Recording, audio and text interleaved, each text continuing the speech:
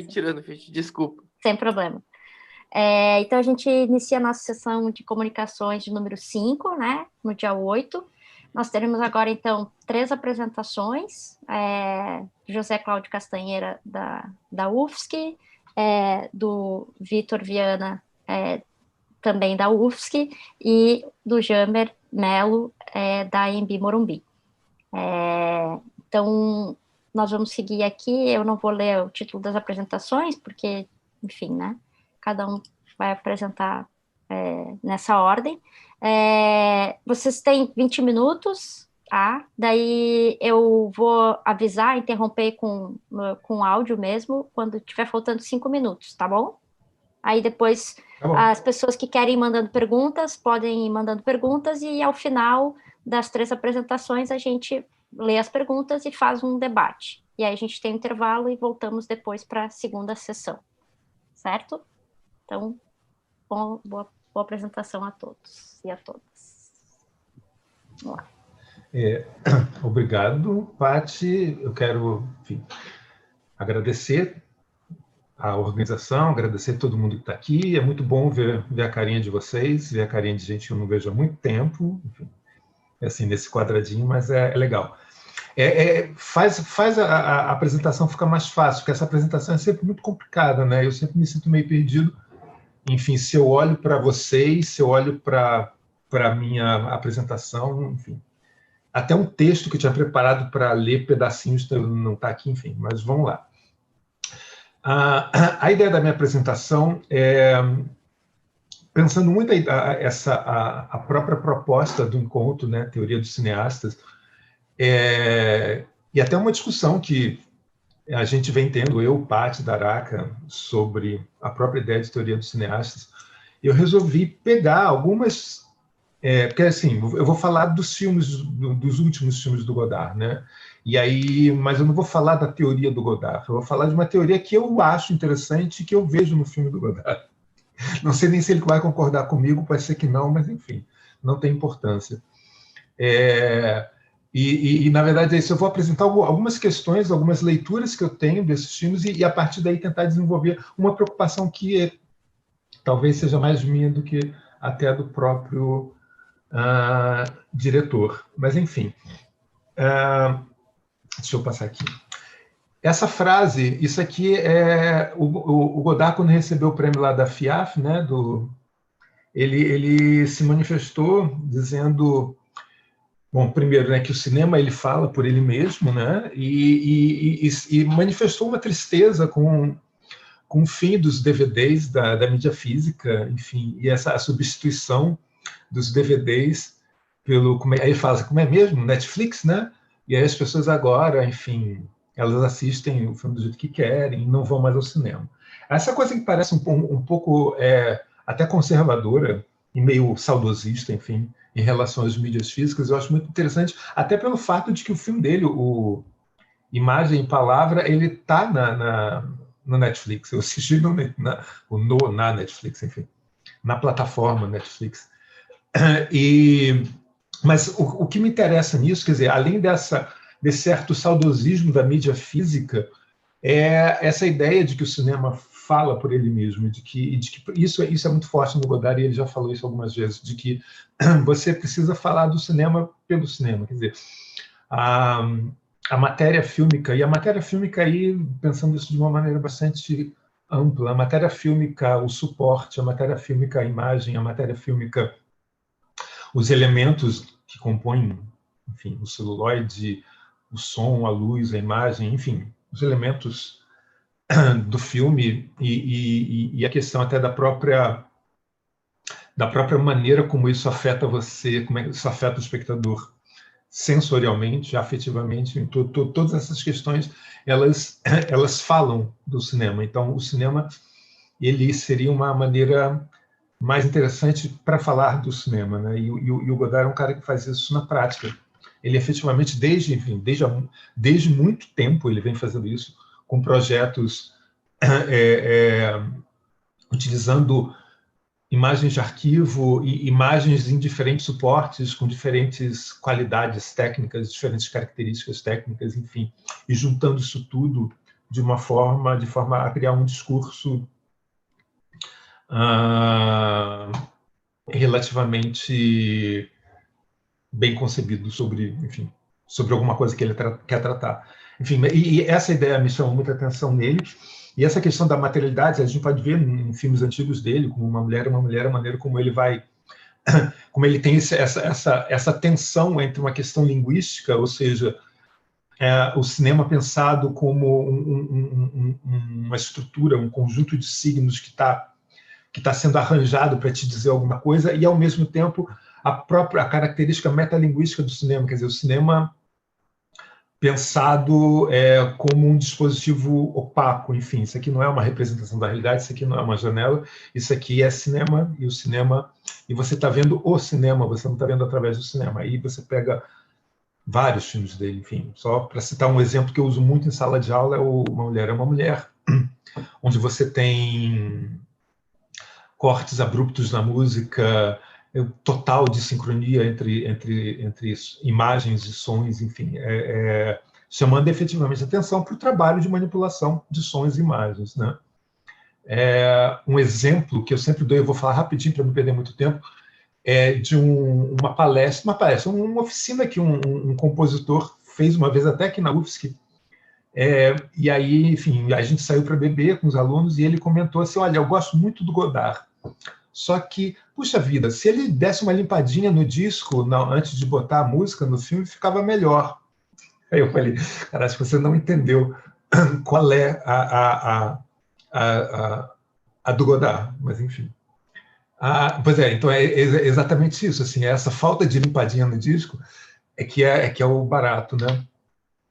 Enfim, e aí, no Adeus à Linguagem, né, um filme de 2014, que é um filme que para mim foi muito interessante por vários motivos, assim.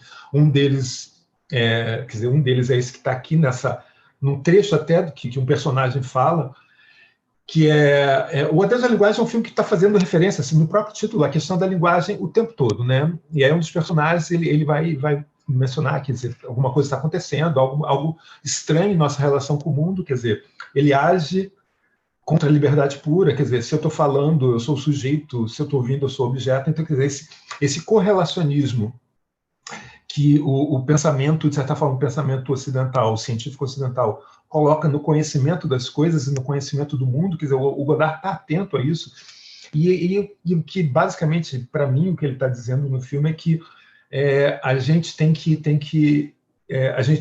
entender esse mundo não de uma forma não mediada, mas a gente tem que pensar em um outro tipo de mediação. A mediação da linguagem, ela comete algumas restrições nesse conhecimento do mundo. E isso no filme é visível. Ele menciona, em relação a esse olhar condicionado linguisticamente, que, enfim, são frases do filme, tá? Ninguém poderia pensar livremente se seu olhar estivesse preso ao olhar do outro. Assim que os olhares se fixam, não somos mais exatamente dois de nós, e ficar sozinho se torna difícil. E ele usa isso tendo um cachorrinho, que é esse cachorrinho aqui, como referência. E aí ele até menciona, quer dizer, os animais não são cegos, o homem ele é cego pela consciência, ele é incapaz de ver o mundo.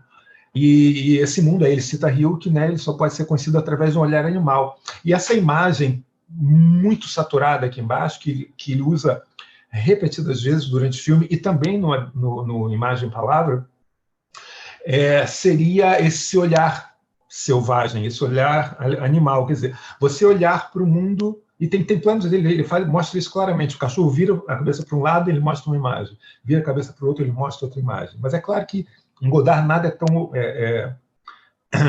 tão direto assim.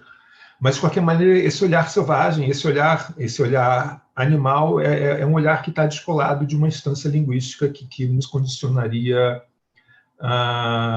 enfim, nos forçaria a ver o mundo de determinada maneira e com determinadas limitações. Então, enquanto o Adeus à Linguagem ele está tratando desse condicionamento do olhar por estruturas linguísticas. E aí lembrar a outra coisa que eu achei muito bacana na Adeus à Linguagem, que é exatamente aquela cena dessa frase, onde o personagem fala essa frase, é a cena, para mim, é uma cena clássica, onde os dois personagens estão na sala, a mulher está sentada, o cara está em pé, e o filme é 3D, e aí a mulher se levanta, ela anda até onde está o cara, e depois ela volta, mas aí são duas imagens superpostas, então ele faz a superposição de duas imagens em 3 dimensões. Isso dá um nó no cérebro das pessoas. Eu vi isso em 3D no Rio, e é muito esquisito, porque, quer dizer, se você pensar o cinema e o cinema 3D como um processo cognitivo, quer dizer, todo cinema é um processo cognitivo, mas o fato de que o teu cérebro está juntando uma imagem que está sendo dada ao teu olho esquerdo e uma imagem que está sendo dada ao teu olho direito, para que você construa uma imagem ou a ilusão de uma imagem tridimensional, ele te obriga a fazer isso com duas imagens ao mesmo tempo, superpostas.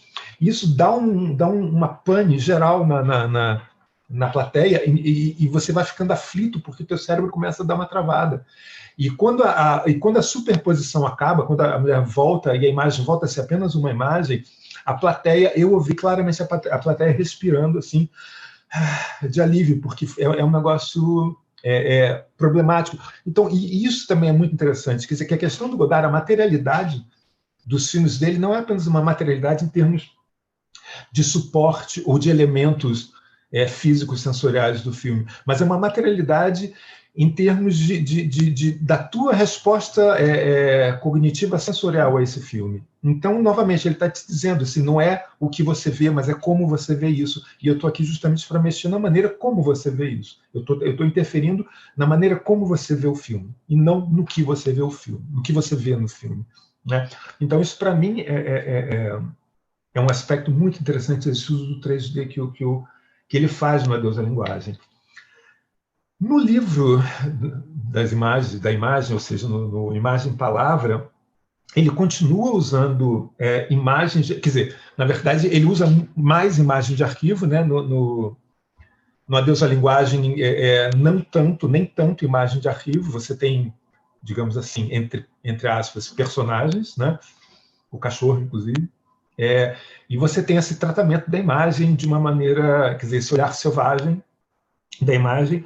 Isso se mantém no Imagem e Palavra. Essa imagem ela é tratada puxando esses elementos intensos e, digamos assim, não realistas, não naturais, não mediados, enfim, como ele propõe no Adeus à Linguagem, não mediados linguisticamente, mas é um filme basicamente sobre arquivo, com imagens de arquivo. E eu acho que é um filme sobre arquivo, onde ele está tratando, entre 1 milhão de coisas, claro, eu não vou reduzir o filme a só isso, mas entre um monte de outras coisas, ele está trabalhando com questões de memória, e eu fiz um trocadilho aqui bem ridículo, mas enfim, questões de matéria e de memória.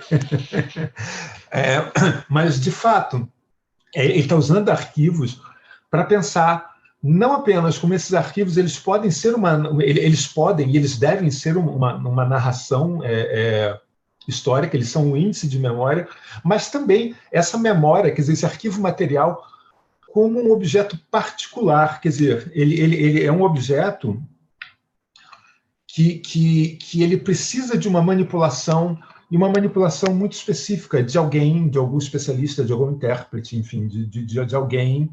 Eu não vou citar aqui o Derrida, que todo mundo vai esperar que eu cite o Derrida, mas eu não vou citar o Derrida. Falar do Arconte, não. Mas, enfim, ele precisa de alguém que manipule e que trabalhe com esse material, esse arquivo, de modo a produzir uma narrativa. E essa narrativa histórica é uma narrativa incontrolável, é uma narrativa que não se contém. E aí tem um exemplo, uma citação do Charles Péguy que ele faz no filme, que eu acho muito bonito, que eu preciso de um dia para fazer a história de um segundo, eu preciso de um ano para fazer a história de um minuto, eu preciso de uma vida para fazer a história de uma hora, de uma eternidade para fazer a história de um dia, e a gente pode fazer isso, só a gente não pode fazer a história daquilo que a gente faz, né? Eu acho muito bonita essa citação. Eu acho que ela, de certa forma, define pelo menos o que eu estou querendo ler no Godard, né? Não vou ser arrogante e dizer que isso define o que o Godard quer dizer. Isso define o que eu quero ler no Godard. Que esse material ele é um material que não dá para conter em uma narrativa simplista, e que a tarefa desse intérprete e desse especialista é de concatenar, de organizar esse material de uma forma a produzir alguma narrativa histórica, algum elemento. E aí sim vem a minha parte assim meio alucinada de tentar pensar isso, esses arquivos e essa busca, esse apego à materialidade dos arquivos, em contraponto a esse mundo digitalizado, e por isso que eu citei o Godard lá no início, ele falando do Netflix. Quer dizer, como é diferente que esse excesso das imagens que o Godard está trabalhando, ele funciona como capital não linguístico. Ao mesmo tempo, o excesso das imagens armazenadas em bancos de dados funcionam como capital informacional, e que é um capital, de certa forma, intraduzível, ele é mediado tecnologicamente, ele é mediado por algoritmos. Enfim, enquanto o capital não linguístico ele ainda é mediado por algum tipo de especialista humano, o capital informacional não. E aí eu acho que o Godard está defendendo essa memória como um registro material. E o registro não material dessa memória, na verdade, para ele, é talvez um não registro, ou um registro frágil, na verdade, um registro que pode ser facilmente apagável, como a gente tem muitos exemplos enfim, de grandes acervos de dados que, enfim, foram apagados, etc. Então, aí a ideia do arquivo e da história, porque eu penso que o Godard fala, é essa ideia de que esses arquivos eles são múltiplos e não uniformes, e que essas vicissitudes desses formatos analógicos permitem essa multiplicidade e permitem essa multiplicidade de leituras dessa história, né? Coisa que as vicissitudes dos formatos digitais não permitem.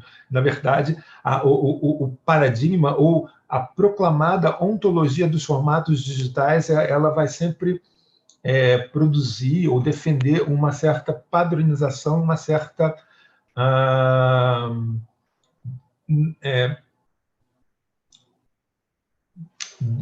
a palavra me fugiu agora, mas retirar desse material uma identidade pessoal, uma historicidade, uma materialidade e uma historicidade desse material, para que esse material possa ser facilmente encontrável. Eu acho engraçado, por exemplo, quando eu queria citar aqueles trechos do filme, né, e aí eu fiquei pensando assim, tá, mas eu não lembro exatamente em que parte, eu lembro que tinha no filme, mas eu não lembrava em que parte.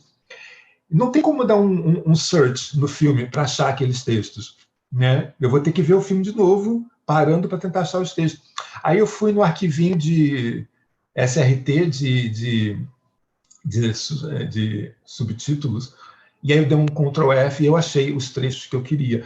Enfim, mas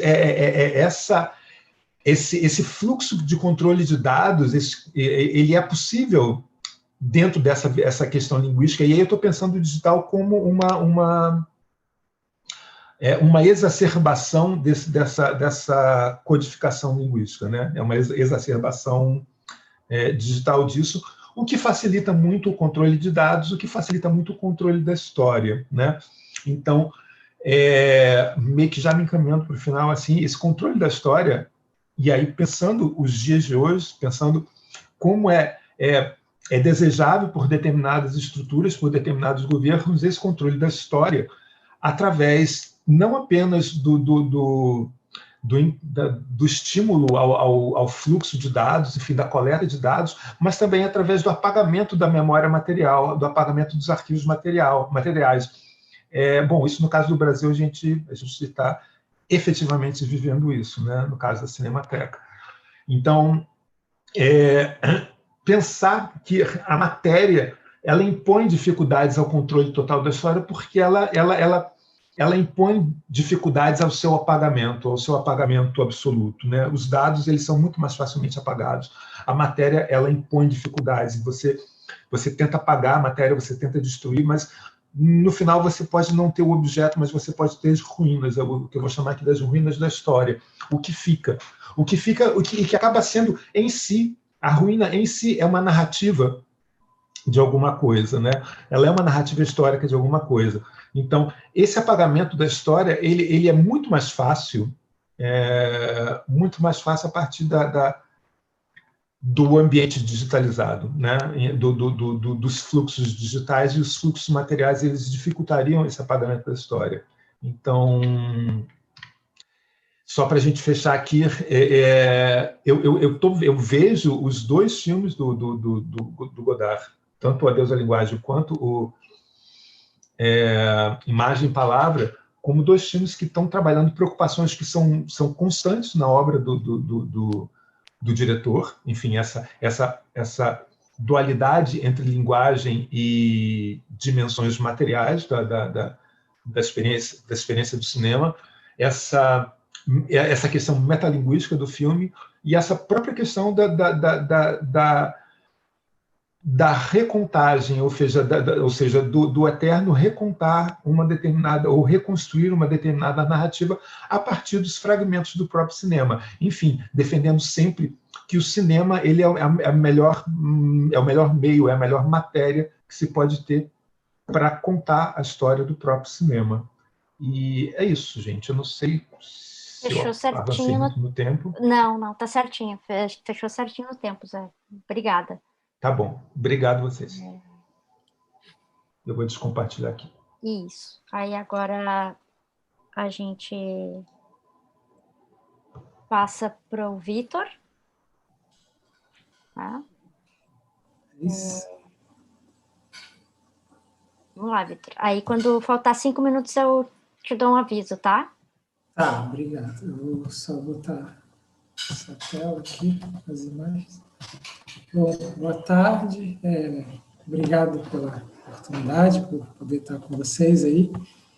E vou falar um pouco sobre Philippe Garrel. Eu preparei um texto para fazer a apresentação, então vou começar a ler aí. Depois a gente pode conversar mais. Philippe Garrel é um cineasta nascido na França em 1948 e que começou a filmar ainda adolescente, no início dos anos 60, utilizando-se de pedaços curtos de película acumulados que sobravam de outras produções, sobretudo aquelas em que ele inicialmente estagiava. De lá para cá, já dirigiu mais de 30 filmes, mas, apesar disso, continua sendo relativamente pouco conhecido. E apenas a partir de Amantes Constantes, de 2005, passou a ter seus filmes distribuídos no Brasil. Ainda assim, em pequena escala. De modo que a possibilidade de ter acesso a cópias disponíveis em meios digitais é determinante para os que, como eu, desejam conhecer o que há disponível desses filmes. Pois mesmo com essa possibilidade, alguns deles estão perdidos ou não foram digitalizados. Ele chegou até a destruir alguns filmes dele, né? O primeiro curta dele, ele mesmo destruiu. Bom, tentar pensar esses filmes como um conjunto. E ao fazer o exercício de olhar para eles dessa forma, em conjunto, por um lado, nota-se, algo até corriqueiro nos textos de críticos e pesquisadores sobre Garrel, uma distinção mais geral, a partir das características dos filmes, que permite estabelecer uma divisão por fases, ou uma transição com um primeiro momento marcado por... Desculpa, me enrolei um pouco.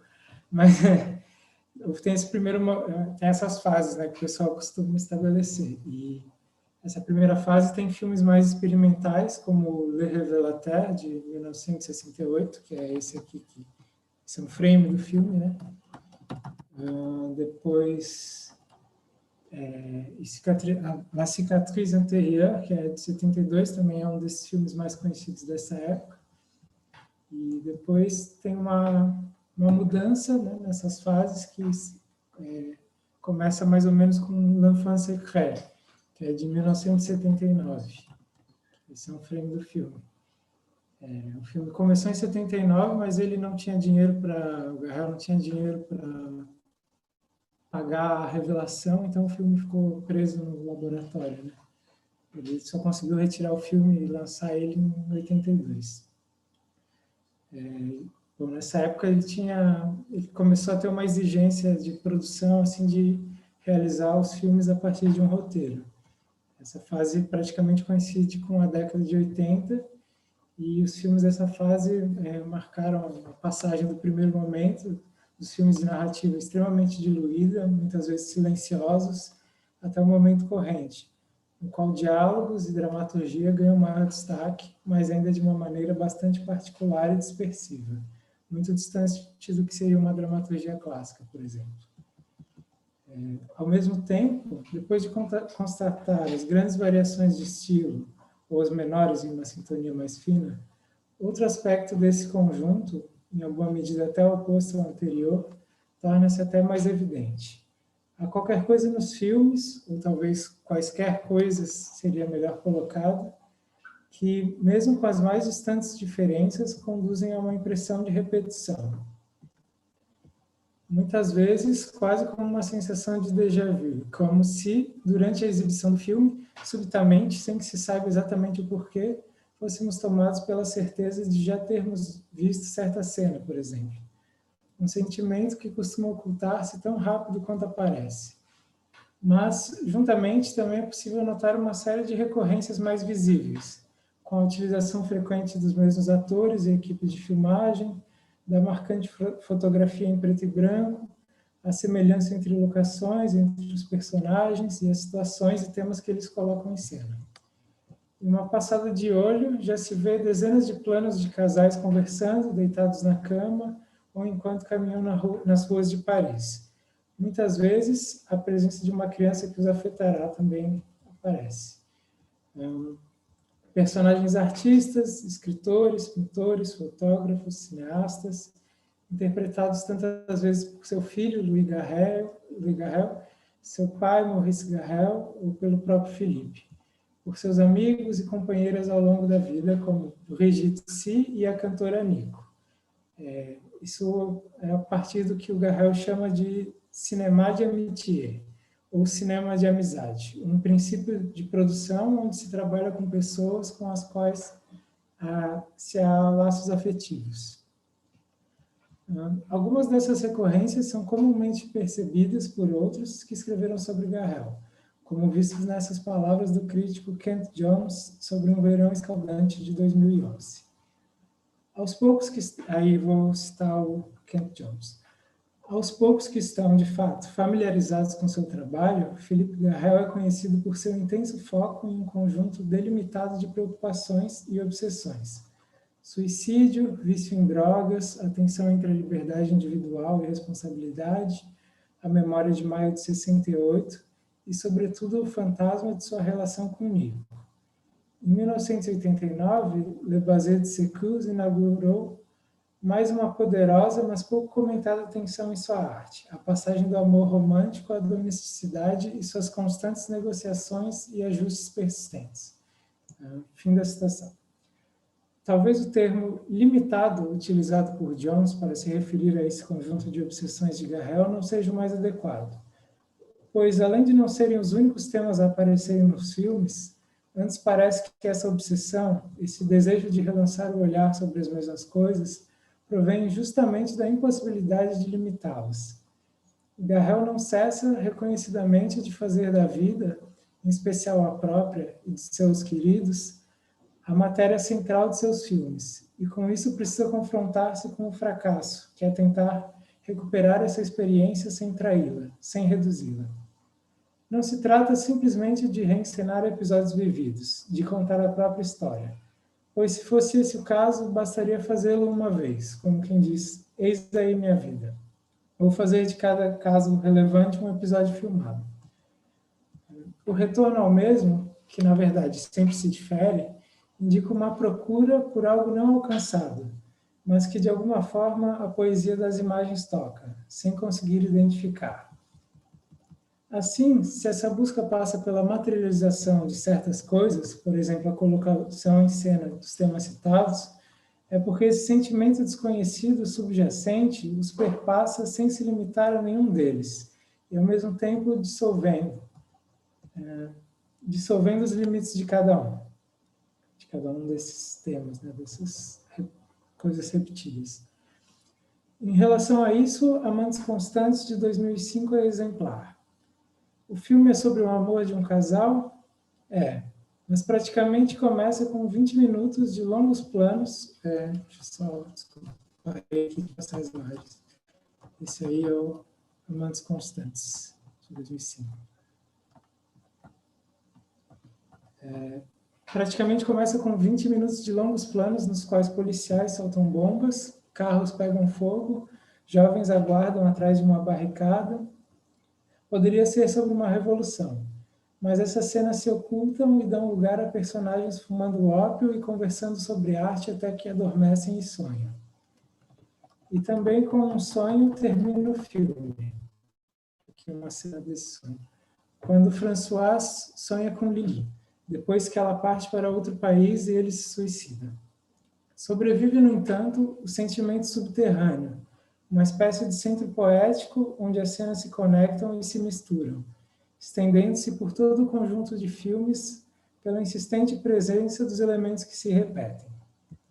Garrel disse em uma entrevista ao Libération de 2013, para mim, a citação dele, para mim, o efeito poético se obtém no que há de secreto em uma cena. Essa é a citação. De alguma forma, os filmes manifestam esse movimento da tentativa impossível de tratar esse indizível da experiência, do mergulho do artista em sentimentos desconhecidos. Agora cito a experiência interior de Georges Bataille. Mas essa experiência, nascida do não saber, nele permanece decididamente. Não é inefável, não atraímos falando dela, mas nas questões de saber, ela furta o espírito, até mesmo as respostas que ele ainda tinha. A experiência nada revela e não pode fundar a crença nem partir dela. Fim da citação. Não é possível, portanto, reduzi-lo ao conhecido, a um conceito, pois ao fazê-lo já se está falando de outra coisa. Assim, é como se a tentativa de definição desse desconhecido pressentisse a presença de algo nomeável, e que, por exemplo, começasse por evocar o amor para ocupar esse lugar, o que imediatamente se mostraria insuficiente e apontaria para um ponto em que amor e morte estariam ligados. Mas apenas a morte não seria suficiente. Então, talvez seria preciso pensar as duas coisas como uma só, ou voltar a pensar o amor, chegar a pensar a finitude, ou misturar um outro conceito. Os filmes seriam uma bela resposta a esse movimento, de onde emerge uma busca, um desejo de se falar, ou antes de se pensar, através das imagens. Produzir imagens que pensem, com sua capacidade de carregar os múltiplos sentidos do real sobre algo que se apresenta instante, incontornável ao cineasta, e o mobiliza, ou, primeiro, o imobiliza, se aceitamos que este algo é o que, já em uma entrevista televisionada conjunta da exibição de Les Enfants des Accordés, de 1964, primeiro curta-metragem de Garrel, o realizador, então, com 19 anos, descreve, quando perguntado o que quis dizer ou fazer em seu curta, no qual dois adolescentes fogem de casa e passam os dias ociosamente em um casarão vazio. Garrel fala: a presença do abismo, mostrar como o vazio pode se instalar em alguém diante da monstruosidade da vida exterior, nas pessoas que ainda tenham algum interesse pela vida por coisas reais.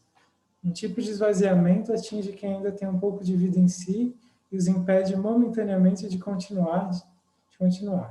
De tempos em tempos, alguns conseguirão passar, mas outros permanecerão. Isso é uma imagem desse filme, né? Les Enfants des Accordés. O modo um tanto vago, às vezes abstrato, um tanto melancólico, com o qual Garrel procurou descrever esse sentimento naquele momento, não se deve à dificuldade de enxergá-lo, de reconhecer sua presença, mas sim de identificá-lo, localizar se existirem seus limites, um ponto de origem e também a dificuldade de o nomear, de encontrar uma palavra que não se mostre insuficiente para dizê-lo. Garrel arrisca caracterizar as consequências da experiência desse sentimento desconhecido. Identificá-lo seria, na verdade, descaracterizá-lo, enquadrá-lo dentro dos limites de outra coisa, do conhecido, limitando, consequentemente, sua força e seu alcance. Chamá-lo vagamente de abismo, com sua dimensão insondável, é uma solução provisória para que se possa falar dele. De minha parte, a solução provisória encontrada para falar do fluido poético que, como em um princípio de vasos comunicantes, espalha-se pelas conexões subjacentes entre os filmes, produzido pelo desejo de Garrel de falar sobre o dito abismo, é chamá-lo sentimento fantasma. Mas antes de avançar na questão dos fantasmas, gostaria de voltar à fala de Garrel e retomar o que ele diz sobre a interrupção momentânea em relação à qual se passa ou não, e aproximar isso de parte do que fala Jorge Didier Huberman em uma palestra transcrita no livro Que Emoção, Que Emoção, a respeito do impasse, quando ele defende justamente a potência que tem a emoção de levar com particular força da imobilização ao movimento. Essa defesa se faz com uma revisão crítica do papel atribuído à emoção desde a filosofia clássica até a moderna. Com a filosofia grega, Didier Huberman liga a emoção ao pathos, à paixão, à passividade, e seguindo esse radical ao impasse. A emoção seria, assim, um impasse. Impasse da linguagem, emocionado, fico mudo, não consigo achar as palavras. Impasse do pensamento, emocionado, perco todas as referências. Impasse de ação. Emocionado, fico de braços moles, incapaz de me mexer, como se uma serpente invisível me imobilizasse. O impasse se dá quando a gente não passa. Fim da citação. No entanto... Só, desculpa te interromper, 5 minutos, tá? Tá bom, obrigado. No entanto, se os gregos viam nisso um defeito, uma impotência, com os modernos, Hegel, Nietzsche, Bergson, de Huberman vê a emoção como uma emoção. Eu cito ele de novo.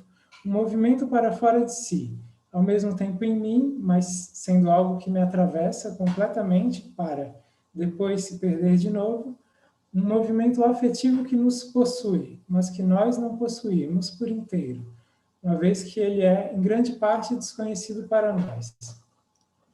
Assim, fim da citação. Assim, o impasse de pressentir o abismo se torna moção para a criação. Já os fantasmas, presentes já no título de um dos filmes, O Coração Fantasma, de 1996, parecem adequados para pensar a poética de Garrel, pensando-os mesmo a partir de uma acepção comum da palavra fantasma. Essa figura espectral que retorna, uma aparição pós-morte e que por isso remete a outro tempo, mas que ainda vive, assombra o presente, podendo aparecer e desaparecer em situações específicas. Não só pelo sentimento que nunca abandona totalmente os filmes e se faz visível na inextrincável repetição das obsessões, como mais diretamente nas características da imagem e na maneira com que essa mistura polivalente se manifestará, por vezes de forma sutil, como um retrogosto que permanece contrastante com o sabor inicial da imagem. Noutras, gravemente, como a angústia de que o que está sendo mostrado pode se desfazer a qualquer momento. Por exemplo, na sequência de J'entends plus la guitare, de 1991, em que Marianne reencontra seu ex-namorado Gerard, após um tempo afastada, e diz que voltará a passar a vida com ele. Marianne. A alegria e o amor os move, e em meio a isso ela o chama para mostrar, sorrindo, um papelote de heroína que ele apenas consegue receber em silêncio. A doçura da cena não se perde enquanto o fantasma da heroína aparece no rosto levemente sombreado de Gerard. A montagem une esta passagem com a música que atravessa as 3 cenas. A chegada de Marianne e o desejo apresentado de se estar juntos para o resto da vida. O beijo dos dois enquanto Marianne está sentada para urinar, que aprofunda pateticamente esse sentimento. E a cena com a heroína, que aflora na imagem a potencial finitude das coisas, quando faz visível no rosto de Gerard não só o fantasma, fantasma do passado de Marianne, como a comunicação desse com o conjunto de filmes, que nesse caso passa pela repetição do pathos encarnado pelo fantasma de Nico. Garrel e a cantora alemã Nico, falecida em 88, tiveram um relacionamento amoroso intenso durante os anos 70, conjugado a uma parceria artística, com Nico atuando em diversos filmes de Garrel e também compondo algumas trilhas musicais para eles. Destaca-se La Cicatrice Intérieure, que Garrel define como uma espécie de videoclipe para o álbum dela, intitulado Desert Shore, de 1970. E também tiveram uma parceria no vício em heroína que os consumiu intermitentemente durante alguns anos. Se em alguns filmes ela estará de corpo presente, em outros tantos ela voltará com uma aparição espectral, como na cena de Amantes Constantes, no qual um grupo de jovens artistas se reúne para fumar ópio e ouve-se tocar ao fundo a voz grave característica da cantora, interpretando Vegas. Mesmo que esta música tenha sido lançada nos anos 80 e o filme se passa em 68, ressaltando um gesto de que, muito mais do que de contexto histórico, há uma carga emocional inseparável à cena que passa pela figura de Nico. Seu fantasma vai se tornando em suas manifestações uma espécie de local poético particular, que Garrel recorrentemente visita, como já mencionado na crítica de Kent Jones, onde misturam-se amor, luto, vício. Vou adiantar um pouquinho. Já tem 1 minuto. Bom, eu queria ler uma citação, então, do Gerhard Curran sobre o Garrel, que eu acho que é importante para entrar mais nos filmes. Talvez concluir com isso, então. Ele fala algo como um aspecto autofágico nos filmes de Garrel. Ele parece comer seu próprio material. É surpreendente a sua maneira de tomar a película como matéria-prima na qual ele fixa diretamente sua angústia. Ele transmite uma sensação profunda de solidão à película, fazendo-a aparecer como um suporte não confiável que pode fazer a imagem desaparecer, transformar-se ou apagar-se. Temos sempre a impressão de que a sequência da imagem não será jamais alcançada, que há sempre uma possibilidade de que a imagem escape ao campo representado, que a ideia da imagem cinematográfica, que é uma sucessão de imagens fixas, não atingirá nunca uma fixidez, uma nitidez. Em resumo, todas as qualidades ópticas buscadas pelos operadores de câmera. A imagem em Garrel é hesitante e vulnerável. É uma impressão que sentimos fisicamente ao assistir seus filmes. Podemos perceber isso tanto em seus filmes mais recentes quanto em seus primeiros filmes, em obras como Les Eaux Solitudes ou L'Enfant Secret, onde essa sensação é evidente, pois ele não hesita em utilizar as próprias carências da película com oscilações de luz, com superexposição total, fora de foco, etc. O suporte vacila incessantemente enquanto assistimos ao filme. Ele assegura uma espécie de tragicidade não exterior, que não é desdomínio da história, mas que é devido ao sistema de representação e da sensação que vem da película. Também nos filmes onde inversamente ele parece dar à imagem uma maior solidez, como Anémone ou La Cicatrice Intérieure, neles a imagem é soberba, esplêndida, magnífica. No entanto, encontramos as mesmas sensações porque nesses filmes ele trabalha com uma imagem demasiadamente perfeita. E os seres captados nessa imagem sentem o frio da solidão. Enfim, passei do tempo, né? Porque me atrapalhei um pouco. Sem problema. Mas acho que dá para parar por aí mesmo. Tá bom, então a gente continua daí no debate. Tem outras questões, dá para trazer, tá bom? Obrigada. Obrigado. Aí tem como você não tirar o compartilhamento de tela? Sim, tá. Acho que foi, né? Aí, foi. Uhum. Agora a gente passa, então, para a apresentação, a terceira apresentação da mesa, para a apresentação do Jamer Melo. Tá, Jamer? Tem uns 20 minutos, eu te aviso aí quando tiver faltando 5 minutos. Pode ser? Pode. Gente, eu vou deixar esse vídeo aí rolando, é um filme do Farok. Eu estou fazendo a transmissão também no YouTube e talvez o meu computador esquente muito. Aí, se acontecer, eu vou tirar o filme, tá? Eu vou controlar meu tempo aqui também, senão eu me passo muito. Então, gente, boa tarde. Estou muito contente não só de estar apresentando aqui hoje, a presença de vocês, mas também de estar organizando o evento, né? E junto com colegas e amigos nessa empreitada, e também coordenando o seminário temático Teoria de Cineastas com Bruno e Patrícia na Socine. Então, é um prazer enorme estar aqui e estar na presença de vocês. Eu agradeço muito o interesse. Esse é o nosso segundo encontro, né? No ano passado a gente teve o primeiro encontro em Curitiba, e foi uma felicidade eu participar do primeiro encontro, porque eu pude retomar a obra do Farok, que eu já tinha largado as minhas pesquisas há algum tempo, depois da defesa da minha tese, há 4 anos, e ainda fiz um pós-doutorado sobre a obra do Farok, mas não nas perspectivas teóricas e do uso de imagem de arquivo, que é um pouco do que eu vou tratar aqui, que eu tratei no ano passado, tanto no primeiro encontro quanto na Socini em Porto Alegre. E aí hoje eu vou apresentar uma nova retomada do Farok, que é bastante nova para mim, né? Que eu vou apresentar algo que eu ainda não tinha pensado sobre Farok, que é pensar a obra do Farok como um processo analítico bastante específico e um pouco afastado daquilo que muitos autores e teóricos consideram como processo teórico na obra do Farok.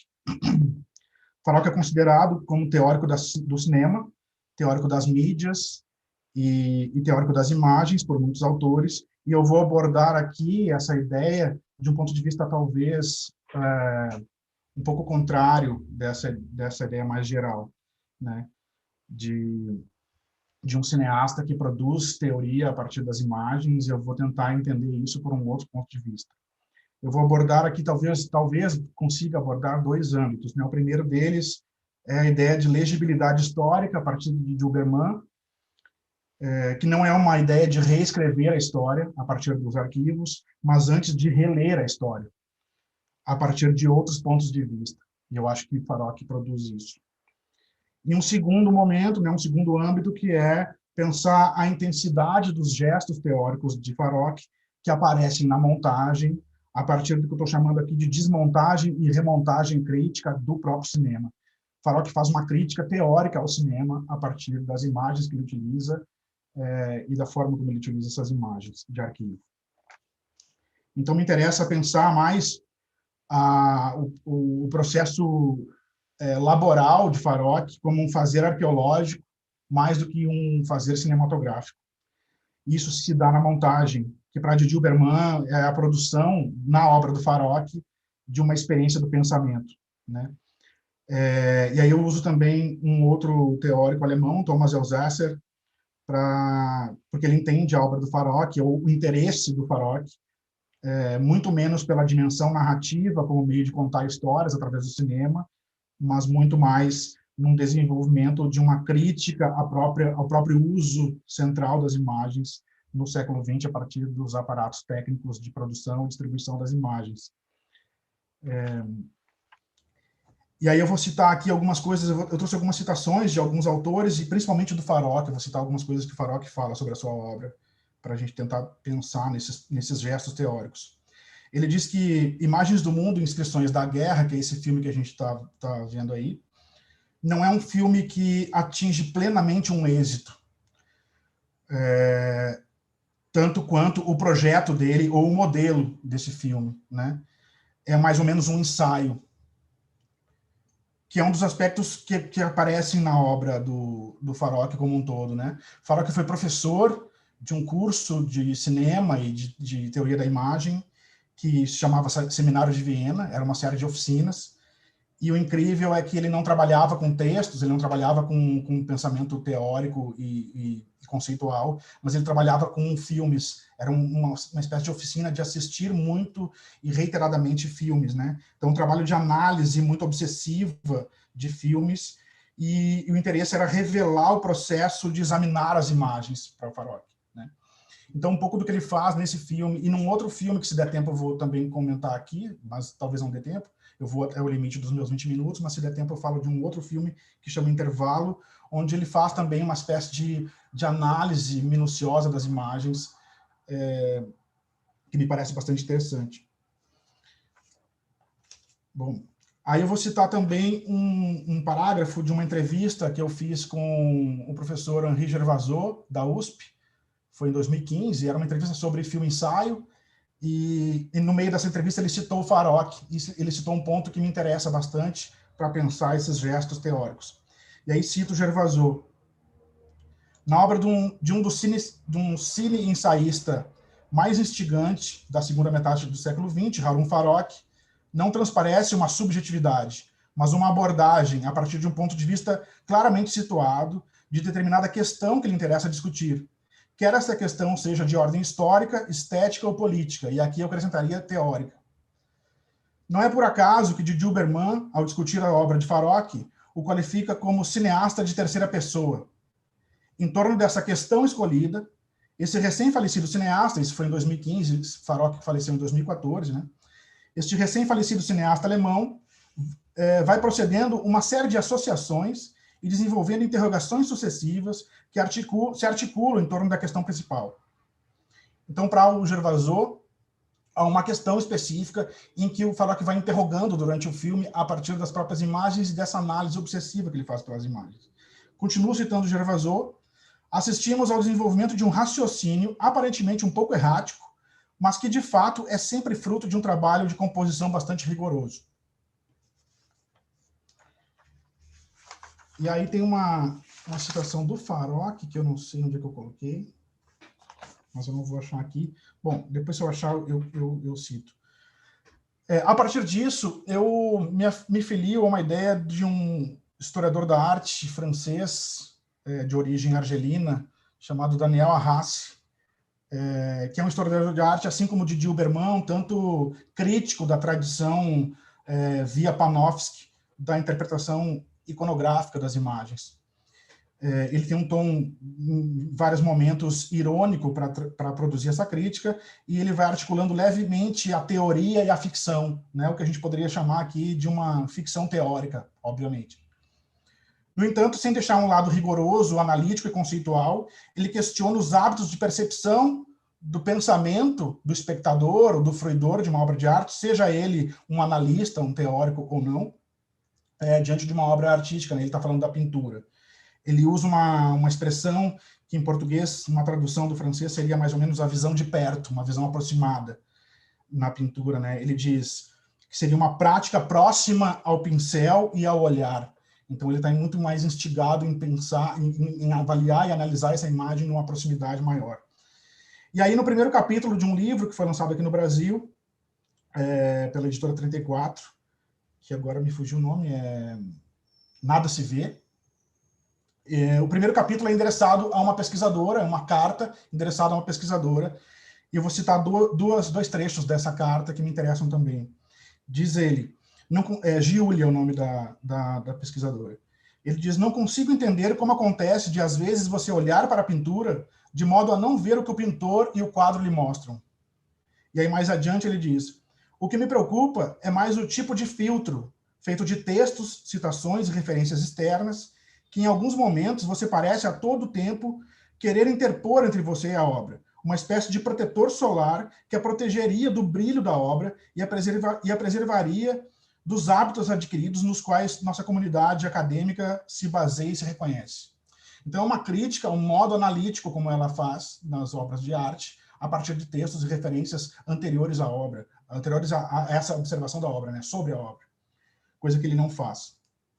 Então, para ele, seria essa ideia de visão de perto que é importante. Aqui, a citação do Farokh, que eu ia falar antes, tem a ver com essa ideia da visão de perto. E aí, cito Farokh. Importa aquilo que não se apresenta aos olhos na primeira vez em que a gente vê. É necessário desviar a atenção do centro do quadro e apostar em verdades mais profundas, e apostar que verdades mais profundas podem estar aprisionadas, por exemplo, em uma marca de giz na porta do transporte prestes a levar os judeus para o leste europeu. Ele está falando especificamente desse segundo filme que eu comentei, Intervalo. E aí eu vou voltar a essa ideia da marca de giz, que são as duas questões mais importantes que me chamam a atenção, uma em cada filme. Se der tempo, eu chego lá. Mas o que importa aqui é pensar essa ideia de poder enxergar algo além do que a imagem nos mostra numa primeira vista. E esse é o trabalho analítico e braçal, minucioso, produzido pelo Farokh. E aí volto ao Thomas Elsaesser para citar um pouco do que ele fala sobre a obra do Farokh. Ele diz, cito Thomas Elsaesser, Farokh parece estar dizendo o seguinte, Se queremos que uma imagem apreenda corretamente a realidade, é preciso trabalhá-la. Mas o que seria esse trabalho ao qual a imagem deve ser submetida? E aí ele continua, aqui os cinemas intervêm como uma linguagem que processa as imagens. Então, o uso do cinema pelo Farok é exatamente um uso metodológico para processar essas imagens e conseguir avaliá-las e analisá-las de um modo mais profundo. Metonímica e metaforicamente, estabelecendo tanto conexões entre elas, quanto mantendo distâncias entre elas, trabalhando tanto por analogia quanto por contiguidades.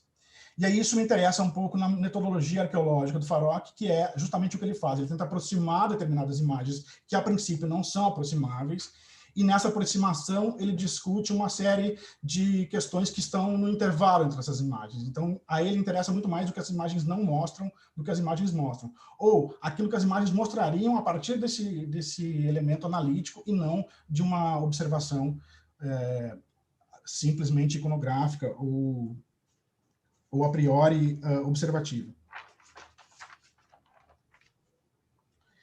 Então, é possível dizer que o que o Farok faz, e aí usando uma expressão do Thomas Elzesser para isso, um contra-cinema, né? Um cinema da desmontagem, um cinema que desmonta o próprio cinema. Por isso, um cinema metalinguístico, no final das contas, e por isso teórico. Uma desmontagem crítica do próprio cinema, né? Para ele, e aí o Thomas Elzesser, é interessante retomar as ideias que o Thomas produz em cima da obra do Farok, porque quando ele diz que o cinema do Farok não está interessado numa dimensão narrativa, ele está rompendo com essas questões lógico-discursivas próprias do cinema para produzir um outro tipo de efeito, né? Um efeito aberto e descontínuo, desenvolvendo uma legibilidade das intensidades dessas imagens. Então, quando ele faz dois filmes, nesse caso, os dois filmes são sobre o mesmo fato histórico, que é o Holocausto, quando ele produz esses dois filmes numa espécie de escrutínio dessas imagens, e aí aqui é interessante pensar nessa construção de visão teórica sobre Farok, que eu citei há pouco, de outros autores que dizem que Farok é um teórico das imagens, ou um teórico do cinema. O primeiro argumento desses autores, ao qual eu me filiava até pouco tempo, e me filio ainda, mas na verdade eu estou tentando pensar isso de forma diferente, é que Farok faz uma escavação das profundas camadas dessas imagens como uma espécie de anatomia. E aí eu volto a esse princípio arqueológico porque me parece que o ponto-chave do fazer teórico de Farok não está na anatomia, não está nas camadas, em cavar cada vez mais questões profundas nas imagens, mas o contrário. Perceber o que essas imagens nos mostram a partir desse processo analítico, mas esse processo analítico se dá na comparação com outras imagens e no intervalo entre elas, naquilo que não aparece. Então, me parece que aqui é muito mais arqueológico na comparação entre as imagens e entre diferentes tipos de imagens, que se dá a ver uma outra legibilidade da história. Então, a partir desses dois filmes, Imagens do Mundo e Inscrições da Guerra, de 88, 89, e Intervalo, de 2007, onde os dois filmes vão pensar o Holocausto a partir de uma progressiva análise incansável das imagens, o aspecto que me interessa é que tipo de comparação ele produz e que tipo de aspecto ele consegue desenvolver no interior dessas imagens para, então, entender melhor o Holocausto a partir de um processo histórico de releitura da história. Não sei se ficou claro, mas é um pouco esse a minha ideia de pensar a obra dele. 5 minutos, tá, Jânio? Desculpa. Tá legal. 5 minutos. Beleza. Principalmente porque o cinema, como a gente sabe, no século XX, se instaurou como um parâmetro crucial das imagens como instância mediadora da nossa compreensão do mundo. E para Farok isso é um problema, né? Não só o cinema, mas as imagens de modo geral. Então ele está muito interessado nesse tipo de crítica a partir das próprias imagens. E aí eu vou citar um outro texto do Farok, que saiu num catálogo da exposição que circulou no Brasil no ano passado, no Instituto Moreira Salles. Ele diz o seguinte: aprendi com Brecht a não assistir nada vidrado, romanticamente. No teatro, valia se recostar e assumir uma posição distanciada, ponderada. E ele continua: isso fez tanto sentido para mim, que me fez pensar que no futuro, na minha vida adulta, nunca mais iria querer trabalhar com uma atuação que exigisse empatia, assim como a pintura nunca mais se tornaria representativa. a partir dessa ideia do Brecht. E aí ele termina o texto dizendo: deve existir uma maneira de exercer a empatia que gere o efeito de um estranhamento. E aí, esse contra-cinema, para usar a palavra do Thomas Elzesser, que ele denomina na obra do Farok, me parece que é uma tentativa crucial na obra dele de fugir o tempo todo da representação e fugir o tempo todo da ilusão, né? A ilusão representativa e a ilusão do cinema, para tentar criar aí uma ideia de estranhamento com a imagem. Então, a fuga total de um processo cognitivo da narrativa me parece um processo teórico de produção, de análise dessas imagens, e que me interessa muito. E aí, para fechar, gente, e para chegar um pouco mais nos filmes, e rapidamente vou falar um pouquinho dos filmes, teria mais coisas para falar, mas são 2 filmes em que ele vai analisando algumas imagens, de forma distinta, obviamente, mas nesse filme, no Imagens do Mundo, Inscrições da Guerra, ele identifica uma imagem aérea feita em 1944, na Polônia, e por soldados ingleses, e ele vai comparando essa topografia, essa identificação de imagens aéreas, né? Teve uma parte aqui no filme que apareceu um tapete visto de baixo e depois o tapete visto de cima, e ele comenta a visão de um gato desse tapete, né? E depois ele mostra a visão de cima, a visão de um pombo desse tapete. E existiam pombos correios que, inclusive, fotografavam áreas da Primeira Guerra Mundial. E ele faz uma comparação de que, a partir do ponto de vista dessas 2 visões, do gato e do pombo, o objeto se torna completamente diferente. E aí ele descobre que essa imagem de Auschwitz, que foi feita em 1944, um ano antes do final da Segunda Guerra e da descoberta dos campos, os soldados não foram capazes de identificar esse campo de concentração porque não tinham os parâmetros significativos para produzir um reconhecimento daquela imagem, né? No outro filme, Intervalo, ele percebe a partir de imagens feitas num campo de concentração na Holanda, encomendado pelo diretor do campo de concentração, numa espécie de se salvar, porque os alemães queriam fechar aquele campo de concentração, e esse diretor ele ia enfrentar os soldados na guerra, ele não queria, ele queria ficar no campo. Então ele fez um filme encomendado, já estou fechando, Paty. Ele fez um filme encomendado para mostrar que aquele campo era produtivo e continuar produzindo campo. Então, existem algumas inscrições nesse filme que é possível de identificar de onde esse trem saiu, para onde esse trem foi, e como essas imagens foram criadas, foram produzidas. Então, nesses 2 filmes, há e para fechar mesmo agora, em Intervalo, Farok procura analisar as imagens em suas diversas camadas, mas também em suas profundas relações com o que sabemos sobre o mundo. O método, salvo alguma flexibilidade, é o mesmo de Imagens do Mundo, Inscrições da Guerra, mas aqui ele produz essa relação a partir de situações espaciais, uma espécie de uma montagem espacial a partir de diagramas, entre os diferentes blocos das imagens. Um pensamento diagramático que se apresenta em ambos os filmes.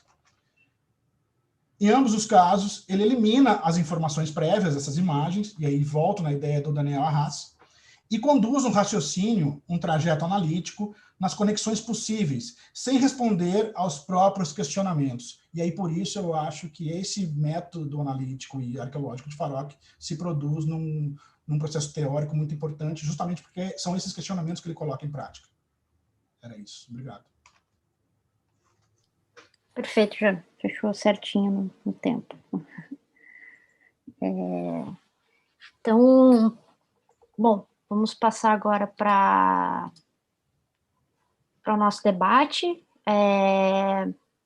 Nós temos, quem quiser enviando perguntas, pode ir enviando ali pelo chat, também no YouTube, que a gente traz aqui para discussão. Por enquanto, nós temos algumas perguntas para o Zé Cláudio, uma pergunta para o Vitor. Então, eu vou fazer o seguinte, na verdade, tem 2 perguntas para o Zé, uma é mais um comentário e uma para o Vitor, tá? Então, acho que vamos fazer nesse bloco, eu vou fazer essas aqui, aí o Zé comenta, o Vitor comenta, e depois aí, assim que tiver outras perguntas, aí o Jamer seria o primeiro a falar, tá? Então, uma pergunta da Thalita para o Zé Cláudio, Zé, gostei muito da sua apresentação, das questões que você traz sobre as materialidades presentes nas obras recentes do Godard. Gostaria de ouvir um pouco mais sobre a relação entre uma estética da materialidade fílmica, relacionada aos múltiplos suportes, e a influência dessa materialidade na experiência de espectatorialidade, nesse incômodo que pode resultar dessas imagens cheias de texturas e volumes que excedem a obra fílmica. Essa questão da Thalita, Zé. Depois tem um comentário do Leno, também para a apresentação do Zé. Zé, gostei muito da sua apresentação. Também estou trabalhando com esses filmes agora no doutorado. Eu tenho menos uma questão, talvez mais um comentário. Godard salienta em entrevistas sobre o adeus à linguagem que a palavra adieu, no território suíço onde ele habita, serve tanto como uma despedida quanto uma saudação, à maneira do tchau italiano. Fico pensando se na sua crítica à linguagem, o filme não propõe uma outra linguagem, produzida com os restos da primeira. E aí talvez seria menos o caso de recusar a linguagem do que de instalar uma tensão interna a essa linguagem, obrigando-a a contorcer-se, a transformar-se. Esse é o comentário do Leno. A pergunta do Marcelo para o Zé. Com relação à dificuldade de destruição dos arquivos materiais, abre aspas ali, em comparação à facilidade com que são apagados os dados digitalizados, entendo o seu argumento e concordo. Aliás, achei ótima a relação desse pensamento com os filmes do Godard. Mas não haveria uma esperança de preservação pela pulverização dos dados na rede, nos arquivos pessoais ou mesmo públicos? Por outro lado, e atuando como advogado do diabo, a obsolescência dos programas leitores ameaçariam tais arquivos pessoais pela impossibilidade de leitura? E aí agora eu passo a questão para fazer a questão da Andrea para o Vitor, e aí a gente passa para a fala de vocês, tá? Pergunta para o Vitor, né, da Andrea. Para mim, Garrel não faz filmes. Ele vive seus filmes durante as filmagens. Isso nos dá acesso às suas brechas. Não ao seu modo de olhar ou criar, mas ao seu modo de se relacionar, seu modo de sentir.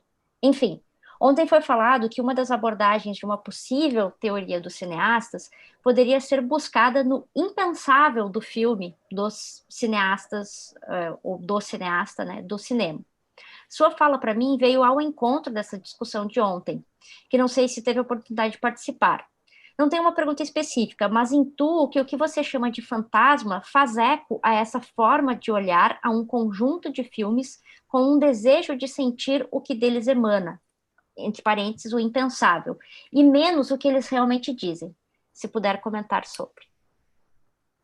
Então, passo a palavra para o Zé. Sei que são 3 questões, mas assim, eu vou também dar uma controladinha no tempo, tá? E depois para o Vitor. Não, eu vou tentar ser sucinto. Eu vou tentar ser sucinto aqui. Thalita, em relação à questão da relação entre essa estética da materialidade fílmica e os múltiplos suportes e a influência disso na experiência de espectatorialidade. Na verdade, eu acho que isso sempre houve. Desde sempre, o cinema sempre foi isso. Sempre foi isso. A questão é o que você, na sua análise ou na sua abordagem do cinema, enfim, seja ela teórica ou seja ela meramente de quem está produzindo, o que te interessa destacar, mas assim, essa relação da materialidade sempre houve. Só para um exemplo, na década de 50, quando teve a explosão das grandes telas do CinemaScope, do Cinerama, era um problema, porque as telas eram muito grandes e a quantidade de elementos que a imagem abarcava não dava, o público não dava conta de fazer uma leitura rápida disso. Isso também era um problema. Assim, é uma materialidade que causa um problema, só que isso está totalmente dentro de um outro ambiente, que é um ambiente, enfim, mercadológico. Até a própria cor, o advento da cor, enfim. Tudo isso isso trouxe discussões, trouxe problemas. Só que, nesse caso, isso dificilmente é levantado como se fosse uma questão que a gente devesse ter uma atenção teórica em cima disso. Em relação ao finalzinho, assim, essas imagens cheias de texturas e volumes que excedem a obra fílmica. Pois eu não acho que elas excedem a obra fílmica, eu acho que elas fazem parte da obra fílmica, né?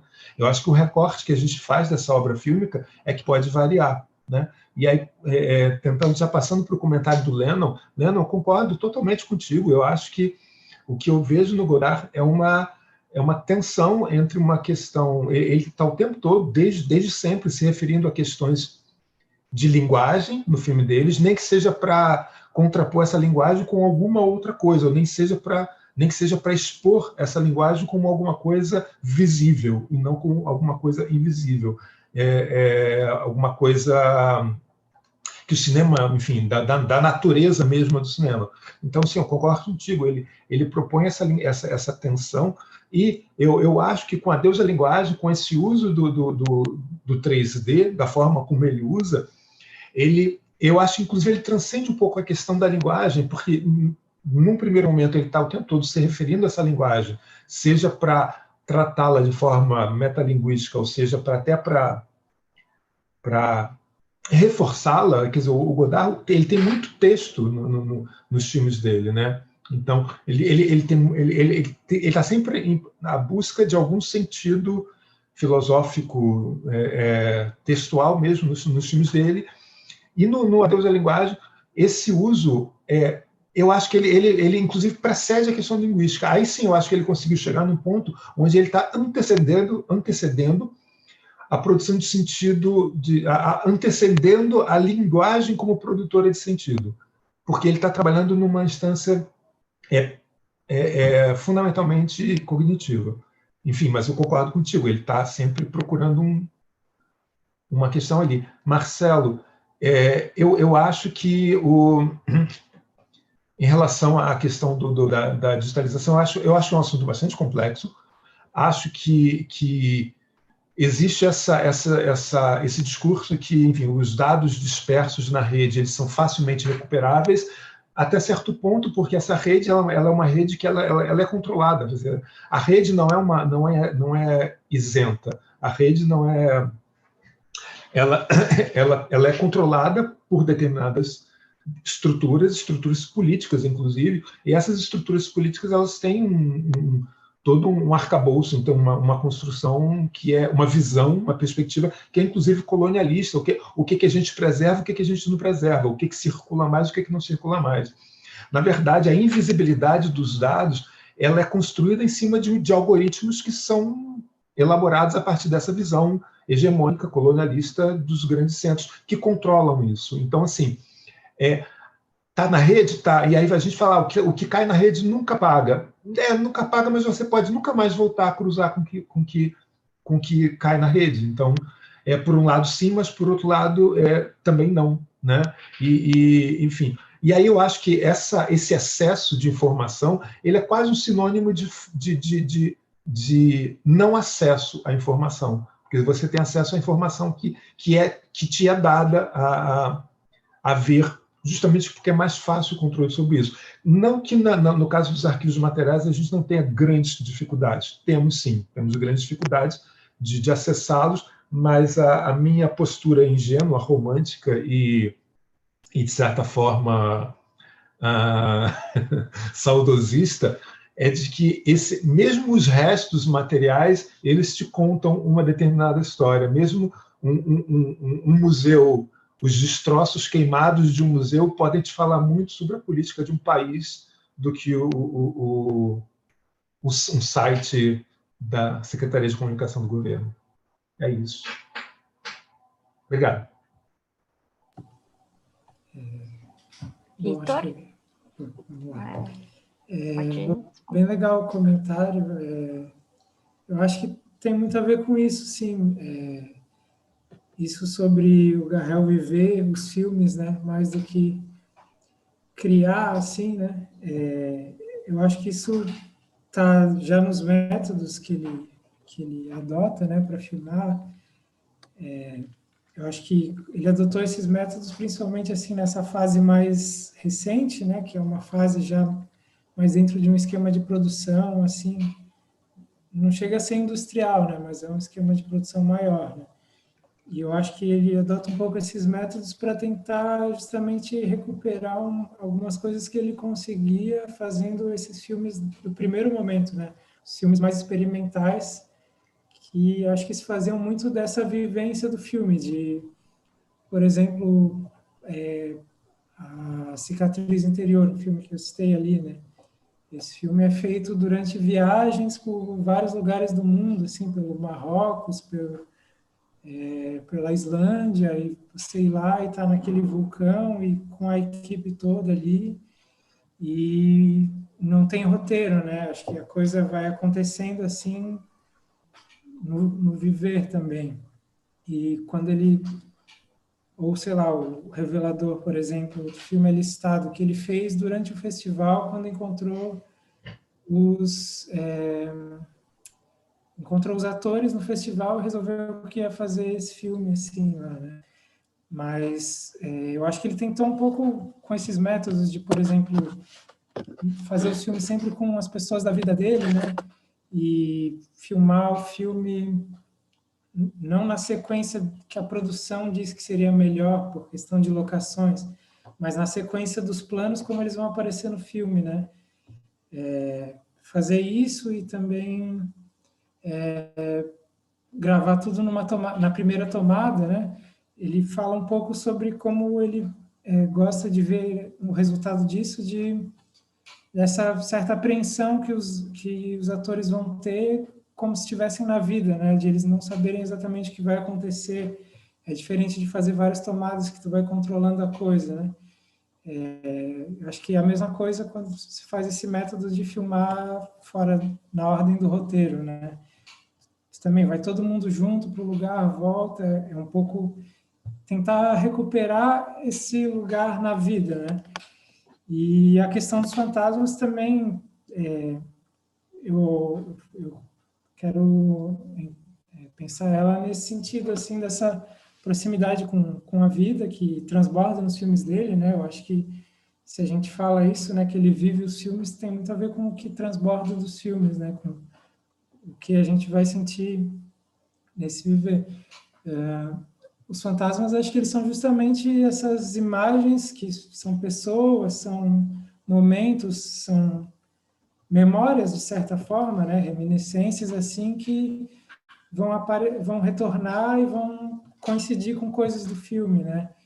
Então, por exemplo, quando ele faz a Fronteira da Alvorada, ele faz uma personagem que no filme não tem nenhuma indicação, mas se você conhece um pouco sobre a vida da Jean Seberg, né, a atriz até que fez o Acossado do Godard e tal, você reconhece na personagem do filme, desse Fronteira da Alvorada, você reconhece esse pathos dela, né, esse sentimento que a move ali. É o mesmo que ela compartilha com a Carol, com a personagem do filme.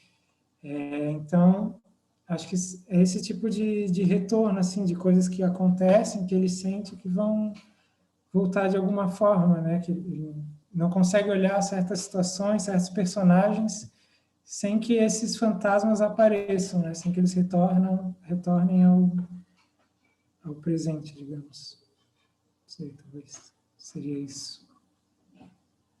Obrigada, Vitor. Bom, agora a gente nós temos duas perguntas, na verdade, 3 perguntas para o Jamer. A primeira do Bruno Leites. Jamer, você fala dos intervalos que existem entre cada uma das imagens que Farok coloca em relações inusitadas. Sabemos também que a palavra tem função importante em vários filmes de Farok. Pergunto, portanto, qual seria a função da palavra neste processo? A palavra direciona o entendimento sobre esses intervalos ou tem outras funções? Como isso se compõe em um procedimento teórico específico? E parabéns pelo trabalho. Depois eu pedi, que eu tinha uma pergunta, não quis escrever, porque eu queria perguntar. Na verdade, eu tenho 3 perguntas para o Jamer, mas elas são muito sucintas, assim. Uma vai muito ao encontro do que o Bruno está colocando sobre os intervalos. Eu pergunto, assim, Jamer, fiquei me questionando, assim, se tu tens alguma ideia, alguma intuição, se a intenção é justamente decifrar, né, desvelar o que estaria nesses intervalos, né, se é isso que é o mais importante, era a relação, essa justaposição, o que poderia estar nesses intervalos, se tu já tens alguma ideia dessas possibilidades. A segunda seria quando fala do contracinema. Eu fiquei em dúvida ali se é um conceito do Althusser, o que seria esse contracinema. E a terceira questão, assim, vai ao encontro da próxima pergunta, que é do Guilherme, mas que é sobre o Flusser, né? Eu fiquei pensando em um momento da tua fala, tu disseste da questão do escrutínio, da análise, né? Do processo de examinar as imagens, uma análise minuciosa, pensando até mesmo o gesto com o pincel, o olhar, né? O pintor.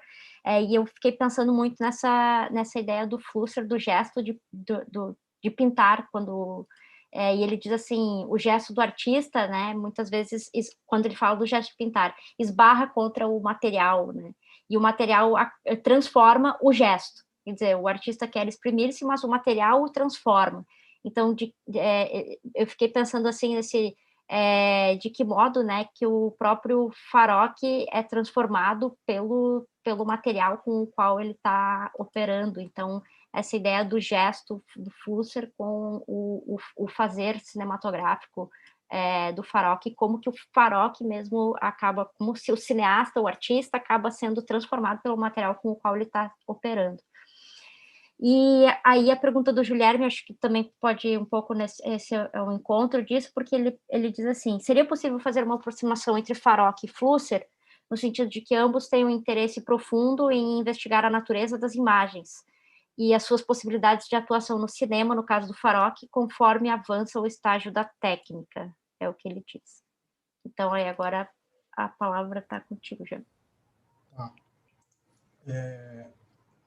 Eu vou tentar responder, eu não vou responder todas elas, mas vou responder tudo entre blocos, assim, que eu acho que elas se juntam, né? A ideia dos intervalos, tanto da pergunta do Bruno quanto a tua, Paty, e também a ideia do contracinema, eu já posso responder aqui um pouco. E depois uma outra questão, que é a do Flusser, né? Tanto tua quanto a do Guilherme, eu faço uma resposta também. Sobre a ideia de intervalo, eu trabalho um pouco com isso na minha tese, mas em função dos diagramas. Eu identifiquei na obra do Farok, principalmente nesse filme que a gente estava assistindo aqui, que é o Imagens do Mundo, Descrições da Guerra, o que eu chamei na tese de uma montagem espacial. Eu não gosto muito dessa expressão, mas ela funciona muito como questão metodológica, assim, para entender. E aí, quando eu exibo esse filme em aula, isso funciona bem para os alunos entenderem o que eu quero dizer. Ele tem uma série de blocos de imagens e ele vai intercalando na montagem esses blocos e ele não vai explicando nada sobre essas imagens, né? E aí, isso também faz parte dessa ideia de intervalo, né? Uma questão intervalar, assim, que ele diminui ao máximo a informação que a gente tem sobre essas imagens e ele compõe outras informações, essas imagens, e vai relacionando elas, né? E aí, quando a gente chega mais ou menos no final do filme, ele faz uma jogada muito interessante, que ele mostra um código, uma série de códigos que é uma espécie de desespero dos judeus em escreverem códigos os horrores dos campos e tentar enviar essa mensagem a alguém que possa decodificar essa mensagem. E aí ele compara com a ideia da fotografia feita pelos ingleses do campo de concentração de Auschwitz, um ano antes de Auschwitz ser descoberto, e a impossibilidade de identificar Auschwitz ali. Era uma imagem de Auschwitz, e não era possível de identificar ainda. E aqueles códigos era uma imagem, embora não fosse uma imagem do discurso daqueles códigos, né? E aí essa relação é muito interessante, porque aí quando ele faz essa relação, a gente entende todos esses outros blocos e como ele está relacionando esses blocos. Eu chamei isso de montagem espacial, porque num modo diagramático de produzir os filmes, é como se ele jogasse esses blocos no ar e fizesse interligações espaciais entre eles, né? A partir da montagem. Então, essas ligações é que é o mais importante. O intervalo não é aquilo que... Aí, respondendo a tua ideia, né? Uma intenção de decifrar, não é uma intenção de decifrar, é uma intenção, inclusive, de diminuir a informação que a gente tem sobre as imagens e conseguir pensar, a partir dessas imagens, com outras informações que elas possam nos revelar, né? É nesse trabalho que essas informações vão revelar, e não a própria imagem, ou por isso que eu me opus à ideia de uma anatomia, de uma escavação das camadas dessa imagem para chegar na profundidade, né? A imagem, ela vai ser sempre superficial de alguma forma. Uma imagem, ela diz muito pouco e ela diz muito ao mesmo tempo, né? Ela diz muito em relação ao que é icônico dessa imagem e o que a gente pode falar sobre ela. E aí a ideia do Daniel Arrassi e a carta que ele faz para a Júlia é justamente isso, né? É possível você olhar uma obra de arte e dizer muita coisa a partir do que já foi dito dessa obra, né? Mas ela diz muito pouco em relação ao contexto político ao qual ela se insere, porque o contexto político é muito mais complexo do que um arranjo espacial né, imagético. E aí, nisso, me interessa essa relação. Então, aí, respondendo, voltando à ideia do Bruno, claro que a gente pode pensar aqui na tradução da imagem intervalo, né, porque o nome em alemão é Aufschub, em alemão, que pode ser respiro também, e é Respite em inglês, que pode ser trégua, pausa, pode ser um intervalo mesmo, né, entre uma coisa e outra, um tempo de intervalo. Mas não, mesmo fora de pensar essa ideia de tradução e o que a palavra significa mesmo, ela tem uma força que é a força que o Farok vê nas imagens, nessa relação das imagens, que é pensar as imagens não como objeto, mas como um campo de forças, né? O que ele faz, inclusive no filme que se chama Intervalo, que é esse do trem, não é só o trem, né? São todas as imagens feitas pelo campo de concentração, por um fotógrafo do campo, que é judeu, inclusive, que é interno do campo, né? E a ideia de que esse filme foi feito mostrando algo que o campo não produzia, que eram as camas aparecem com colchão e com lençol, eles aparecem praticando esportes, eles aparecem assistindo teatro, né? E por que eles se submeteram a isso? E não teve nenhuma resistência a isso, né? Provavelmente porque eles também tinham o mesmo interesse do próprio diretor do campo, que era manter o campo em funcionamento, porque essa era a única possibilidade de sobrevivência, né? Quando eles chegam no trem, e eles entram no trem, então não há nenhuma resistência, eles sabem que aquele trem, eles não sabem para onde o trem vai, mas é óbvio que aquele trem vai para um campo de extermínio. Então, relacionar essas imagens com aquilo que elas não estão mostrando, né? Elas estão mostrando algo diretamente, mas elas não estão mostrando o que o campo produz com aquelas pessoas, né? Esse seria um intervalo que é um campo de força de produção a partir dessas imagens, né? Então, as imagens, figurativamente, elas mostram algo, mas, além dessa figuratividade, elas podem mostrar mais coisas. E essas mais coisas elas podem ser infinitas, inclusive, dependendo do trabalho de produção e relação com outras imagens. E aí, essa ideia de contracinema é uma espécie de tentar fugir ao máximo. O Farok é um cara muito, sempre foi, né, um cara muito crítico a um cinema mais tradicional, narrativo, né? E essa ideia ilusória do cinema. Então é como se ele quisesse, em todos os seus filmes praticamente tem essa ideia, assim, de tentar desvendar as engrenagens do cinema para tentar evidenciar e tentar fugir dessa ilusão do cinema, essa ilusão representativa, né? Essa ilusão narrativa. E fugir disso, e pensar o cinema como outra coisa. Então, o que ele faz não é cinema. Quando o Thomas fala isso, ele diz o que o Farok faz é um contra-cinema. Ele faz filme sem fazer cinema, né? Que é basicamente a obra do Farok. O Farok fez a maioria das suas obras foram comissionadas pela TV alemã, e no final dos últimos 20 anos de carreira dele, de 95 até a morte dele em 2014, obras comissionadas por museus, para instalações, né, em centros culturais. Então ele foge um pouco desse circuito cinema. O Videograma de uma Revolução, quando ele foi lançado em Berlim, teve 2 espectadores na noite de lançamento em Berlim, no cinema, né? Então é um cara que faz filme, mas não faz cinema, né? E aí por isso ele é um militante desse contra-cinema. Ele sempre esteve outsider em relação ao que o cinema produz, né? E aí, para não tomar muito tempo, pensando a ideia do Flusser, e aí fechando com as duas questões, né? A ideia do Flusser e a questão da técnica, e a ideia do gesto, né? Do gesto do artista. Eu nunca li muito Flusser, eu não sou um grande leitor de Flusser, eu conheço algumas coisas do Flusser, e na tese, inclusive, eu fui cobrado em relação a isso, e foi por uma questão de escolha mesmo, eu escolhi outros autores, e o que eu estou tentando fazer aqui agora, como pensando a partir da teoria de cineastas, é fazer um pouco o inverso do que eu fiz na tese, né? Na tese eu fiz o que a Giulia lá, a pesquisadora ao qual o Daniel Arrassi me endereçou a carta, o que ele está criticando ela foi o que eu fiz na tese, né? Eu analisei a obra do Farok a partir do que já tinha sido falado sobre Farok e sobre questões que me interessavam no Farok, né? A partir de outros autores, como Rancière, de Dilberman e Deleuze. E aí eu estou tentando fazer um outro processo aqui. Mas na tese, meu interesse não foi pelo que o Flusser tem de conexão com o Farok, elas são muito fortes. A questão da técnica é uma delas, né? E aí conectaria Farok a Flusser e a Benjamin, por exemplo. Inclusive, tem uma obra do Farok que é com o Flusser, que é uma obra curta, de poucos minutos, que o Farok entrevista o Flusser num café, e essa entrevista dura bem poucos minutos mesmo, acho que são 4 ou 5 minutos no máximo, e ele entra no café, senta na frente do Flusser e larga um jornal do dia na frente dele, e eles analisam a capa do jornal, as imagens e os discursos sobre as imagens, numa espécie de tentativa de analisar essas imagens a partir do sensacionalismo que os jornais produzem a partir disso, né? Que é um pouco o método que ele faz, ou seja, ele procura explorar as imagens e tentar criar relações com outras coisas, né? E tentar descobrir um pouco sobre o mundo a partir disso.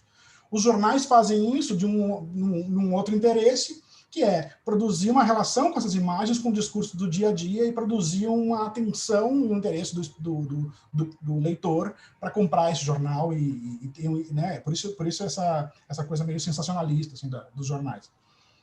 E eu acho que isso casa muito bem com a forma como o Farok produz. Assim. Eu acho que o Flusser talvez até eu precise me debruçar um pouco mais sobre o Flusser para produzir esse tipo de relação. Agora, a ideia do gesto do artista e como o material transforma o artista, eu me lembrei muito daquele filme Mistérios de Picasso, né? Que é interessante da gente ver a parte de trás do quadro enquanto o Picasso pinta, porque ali ele desconstrói muita coisa que a gente imaginava dos processos de criação do Picasso e produz uma outra ideia. Eu acho que o que o Farok produz é isso, e ele vai mudando muito no decorrer do tempo, embora praticamente toda a obra dele produza um mesmo mecanismo, né, e mostra o mesmo mecanismo, mas ele vai mudando conforme ele vai se deparando com esses materiais. E aí ele tem duas coisas, né, no Farok. A primeira é uma espécie de método muito rigoroso. Para esse filme, o Imagens do Mundo, Inscrições da Guerra, e a frase que eu citei aqui é muito interessante em relação a isso. Ele diz assim, esse filme é uma tentativa, mais ou menos, ele chega num ponto, ele chega em algo, mas muito menos do que o projeto do filme. Porque o projeto do filme era muito mais analítico, né? Então ele disse que ele trabalhava um dia inteiro numa mesa, com todos os materiais, livros, etc. E depois ele tinha que reorganizar esse material por ordem alfabética, porque no dia seguinte ele não conseguiria entrar no mesmo ponto, né? Então, o modo de fazer do Farok era totalmente analítico e totalmente metódico, né? Ele era muito criterioso, né? E, obviamente, isso ia mudando conforme os filmes iam passando. Esse Imagens do Mundo, Inscrições da Guerra, isso é em 89, quando chega em 95, ele começa a fazer videoinstalações, ele usa a ideia arquitetônica das exposições justamente para criar essa comparação entre as imagens, e aí eu acho que o intervalo se produz de forma mais efetiva, né? Você entra numa sala com 4 canais, um em cada parede, 4 pedaços da mesma obra, e você pode assistir elas do modo que você quiser e analisar uma ou outra. Então você meio que entra na montagem, você participa um pouco da montagem, né? E essa coisa aí, para fechar, essa coisa das artes visuais é interessante, porque ele era contratado para fazer obras, né? Sobre tais aspectos. E aí ele usava o método dele, a forma dele, para produzir determinado pensamento. Então também tem uma condição aí. Ele tinha uma limitação dentro de algo que era contratado para fazer. Né? Uhum. Às vezes a gente não parte desse pressuposto. Então eu acho que, inclusive, a fala da Cecília na segunda-feira, ela me ajuda muito em relação a isso. Assim, esses processos eles são interessantes para a gente entender a obra também. Né? Ele só passou para as videoinstalações porque o cinema não dava mais dinheiro para ele. Né? O cinema foi ingrato em relação a ele. Né? Ele por ser contra cinema, por ser um cinema militante, contrário ao que o cinema hegemônico fazia, ele teve que ir para outro lugar onde, teoricamente, funcionava muito melhor, inclusive, as obras dele, e ele poderia sobreviver em relação a isso. Então tem uma condição de trabalho aí também que é interessante. Uhum. É isso. Tá, joia. São